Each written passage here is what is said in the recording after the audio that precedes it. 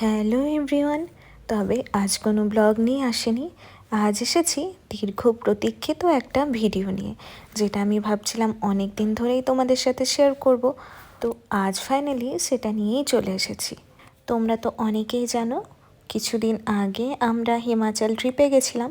তো এটা সেখানকারই একটা ভিডিও। যদিও এই জায়গাটা আমাদের ট্রিপের মধ্যে ছিল না, কিন্তু আমাদের যে দুজন ড্রাইভার দাদা ছিলেন ওদের সাথে আমাদের খুব ভালো ফ্রেন্ডশিপ হয়ে যায়। তখন ওনারা বলেন যে আজকে ফেরার পথে ওনারা আমাদের একটা হিমাচলের হিডেন জেম প্লেসে নিয়ে যাবেন। ফেরার পথ বলার কারণ হচ্ছে আজই আমরা বাড়ি ফেরার ট্রেন ধরবো। তো এখন আমরা সকাল সকাল বেরিয়ে কাসল থেকে কালকা যাচ্ছিলাম। তো তার মাঝখানে বেশ অনেকটা সময় ছিল, মানে আমাদের ট্রেন ছিল রাত্রে 12টার দিকে। তো মাঝখানে বেশ অনেকটা সময় হাতে ছিল বলে দাদারা আমাদের এই জায়গাটায় নিয়ে যায়। এই জায়গাটার নাম হচ্ছে পারাসার লেক। এটা হচ্ছে হিমাচলের মান্ডি ডিস্ট্রিক্টের ফগ হিল নামক পর্বতের শীর্ষে অবস্থিত একটি হ্রদ, আর যার মধ্যে একটি ভাসমান দ্বীপ সবসময় দেখতে পাওয়া যায়। আর এই পর্বতটার নাম ফগ হিল হওয়ার কারণটা তো তোমরা আশা করি এতক্ষণে বুঝতেই পারছো। অধিকাংশ সময়ই এই জায়গাটা কুয়াশাচ্ছন্ন থাকে। তো যাই হোক, এই জায়গাটায় যাওয়ার জন্য কোনো প্রপার রাস্তা নেই, সেটাও তো তোমরা দেখতেই পাচ্ছ। মোটামুটি ছোটোখাটো একটা ট্রেক করেই মন্দির আর হ্রদের কাছে পৌঁছতে হবে। পুরাণ মতে পাণ্ডবরা যখন কুরুক্ষেত্র যুদ্ধের পর ফিরে যাচ্ছিলেন ভগবান কামরূনাগের সাথে, তখন তারা এই জায়গায় বিশ্রাম নিয়েছিলেন। আর ভগবান কামরূনাগের শান্ত পরিবেশ খুবই প্রিয়, তাই জন্য তিনি এখানেই বসবাসের সিদ্ধান্ত নেন। সেই সময় পাণ্ডবদের মধ্যে ভীম তার কনুয়ের এক অংশ দিয়ে এই পর্বতের এক জায়গায় আঘাত করে, সেখান থেকেই নাকি এই হ্রদের সৃষ্টি হয়েছে। আর এখানকার স্থানীয় এবং পুরোহিতদের মতে ঋষি পরাশর এই জায়গায় 64,000 বছর ধরে তপস্যা করেছিলেন। সেই সময় তিনি নিজের তৃষ্ণা মেটানোর জন্য তার চিমটে দিয়ে এই জায়গায় আঘাত করেন, তার ফলেই এই হ্রদের সৃষ্টি হয়। আর এই হ্রদটার সব থেকে বড় বৈশিষ্ট্য যেটা হলো, ওই যে দূরে যে তোমরা দেখতে পাচ্ছ গোল মতো একটা দ্বীপ, ওই দ্বীপটি হচ্ছে ভাসমান একটি দ্বীপ। ওই দ্বীপটি কিন্তু অনবরত তার জায়গা পরিবর্তন করতে থাকে। বলা হয় এই হ্রদের গভীরতা মাপার জন্য অনেক বিজ্ঞানী চেষ্টা করেছেন, কিন্তু তারা কেউই সফল হতে পারেননি। সব থেকে বড় অলৌকিক বিষয় হচ্ছে আমরা ওখানকার স্থানীয়দের কাছে যেটা জানতে পারি, যে হ্রদের মধ্যে অনেক বড় বড় মাছ রয়েছে, আমরা সেগুলো নিজের চোখে দেখতেও পাই।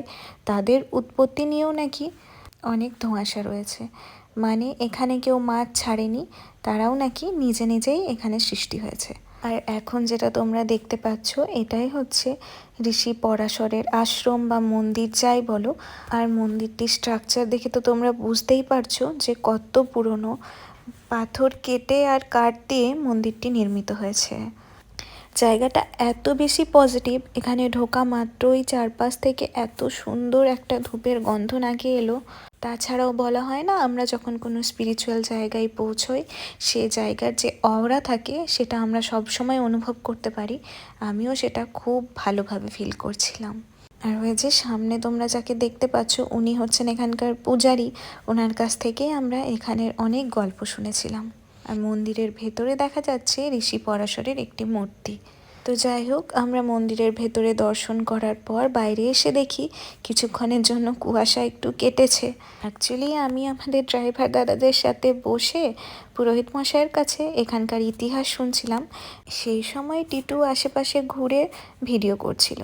ও হঠাৎ করেই এসে আমাকে বলল যে কিছুক্ষণের জন্য বাইরে কুয়াশাটা একটু সরেছে, এখন গেলে হ্রদটা খুব সুন্দর করে দেখা যাচ্ছে। তখন তড়িঘড়ি করে এখান থেকে আমরা প্রসাদ নিয়ে বাইরে চলে আসি হ্রদটা খুব ভালো করে দেখব বলে।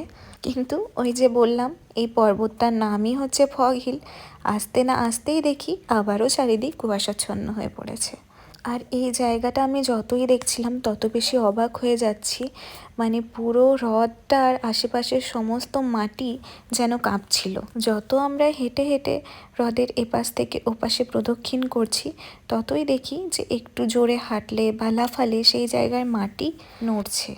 তো স্থানীয়দের কাছ থেকে শুনে জানতে পারলাম যে এই পুরো লেকের ওপরেই কিন্তু এই আশ্রম মন্দির সবটাই গড়ে উঠেছে।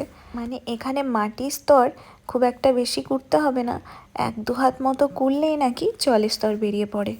আমাকে যদি বলো আমাদের হিমাচল ট্রিপের সবথেকে প্রিয় জায়গা কোনটা, আমি বলবো এই পারাসর লেক। হিমাচলের মধ্যে এত সুন্দর স্পিরিচুয়াল একটা জায়গা রয়েছে, এটা কিন্তু আমরা আগে থেকে জানতাম না। অনেক অনেক ধন্যবাদ ওই দাদাদের যারা আমাদেরকে এত সুন্দর একটা জায়গা দেখার সুযোগ করে দিয়েছেন। আর ওই যে আমাদের ড্রাইভার দাদা, উনি বারবার আমাকে বোঝানোর চেষ্টা করছিলেন যে আমরা জলের ওপর দাঁড়িয়ে রয়েছি। অ্যাকচুয়ালি ইয়ার্কি করে বলছিলেন আর কি। কদিনের মধ্যে ওনাদের সঙ্গে একটা বন্ধুত্বপূর্ণ সম্পর্ক গড়ে উঠেছিল। আর ওনারাই বললেন যে এখানে আসলে নাকি হ্রদটা পরিক্রমা করতে হয়, এটাই নাকি এখানকার নিয়ম। তাই আমরা এখন সেটাই করছি। আর বিশ্বাস করো কী যে ভালো লাগছিল, প্রতিটা মুহূর্তে যেন আমরা স্পিরিচুয়ালিটিকে খুব কাছ থেকে অনুভব করছিলাম। আর এই লেক লাগোয়া যতগুলো পাহাড় রয়েছে তার মধ্যে দেখছিলাম ছোট ছোট পাথরের স্তূপ করা রয়েছে। তো দাদাদের জিজ্ঞেস করাতে জানতে পারি যে এখানকার লোকালরা বিশ্বাস করেন যে কেউ কোনো রোগে আক্রান্ত হলে তারা যদি মনস্কামনা করে এখানে পাথরের স্তূপ বানিয়ে যায় তাহলে নাকি যে কোনো রোগ থেকে মুক্তি পাওয়া যায়। আমি পজিটিভ চিন্তাধারাকে খুব বিশ্বাস করি। আর একটা কথা আছে না, বিশ্বাসে মেলায় বস্তু তর্কে বহুদূর। কথাটির সত্যতা যাচাই না করেই বলছি, যারা এইভাবে মনস্কামনা করে যান ভগবানের প্রতি সেই বিশ্বাসই যেন তাদের সবসময় অটুট থাকে। আর একটু আগেই তোমাদের বলছিলাম না, এই হ্রদ জুড়ে রয়েছে বিশাল বড় বড় সব মাছ যাদের উৎপত্তি নিয়ে এখনও কিছু জানা যায়নি, মানে পুরোটাই অলৌকিক। চলো এখন তাহলে তোমাদের সেগুলো দেখায়। আমি জানি না ক্যামেরায় কতটুকু ক্যাপচার হয়েছে, মানে সামনে থেকে খুব ভালো বুঝতে পারছিলাম মাছগুলো না কিছুটা ওই ক্যাটফিশ মতো, মানে ঠিকঠাক বুঝতে পারছিলাম না কি মাছ, তবে দূর থেকে দেখে যেটা মনে হচ্ছিল সেটাই বললাম। এত সুন্দর একটি জায়গা, একদম ভিড়ভাড় নেই বললেই চলে। মানে এখানে ঘুরতে আসা অধিকাংশ মানুষই হয়তো এই জায়গাটির সন্ধান জানেন না। তবে আমি বলবো তোমরা যারা আমার মতো আধ্যাত্মিক জায়গা বেশি পছন্দ করো তারা হিমাচল আসলে মান্ডি জেলার এই জায়গাটি কিন্তু অবশ্যই যেও। আর আমার মনে হয়েছে কেউ মেডিটেশন করতে চাইলে এর থেকে সুন্দর জায়গা কিন্তু আর হয় না। আর এতক্ষণ ধরে আমি তোমাদের যে ভাসমান দ্বীপটির কথা বলছিলাম, দেখুন এখন আমরা সেটার একদম সামনে রয়েছি। এতক্ষণ তো দূর থেকে দ্বীপটা কুয়াশার জন্য অত ভালো করে বোঝা যাচ্ছিল না, এখনও অনেক কুয়াশা রয়েছে, কিন্তু তাও চেষ্টা করছি তোমাদেরকে একদম কাছ থেকে দ্বীপটা দেখানোর। আমার আবারও ইচ্ছে আছে যখনই হিমাচল যাব অবশ্যই এই জায়গাটাই কিন্তু আরও একবার যাব। সেদিন আধা ঘন্টা মতন এখানে ছিলাম, কিন্তু কি জানি মন আর কিছুতেই ভরেনি। আর আমার হিমাচল ট্রিপের এটাই হচ্ছে লাস্ট ভিডিও। অনেক দিন ধরে বাঁচিয়ে রেখেছিলাম ঠিক সময় মতো এটা তোমাদের সাথে শেয়ার করব বলে। আমরা তো অনেকেই নানান জায়গায় ঘুরতে যাই, কিন্তু কেন জানি না এই জায়গাটা আমার কাছে একদম অন্যরকম লেগেছে। তোমাদের মধ্যে কেউ এখানে গিয়ে থাকলে অবশ্যই আমার সাথে শেয়ার করবে।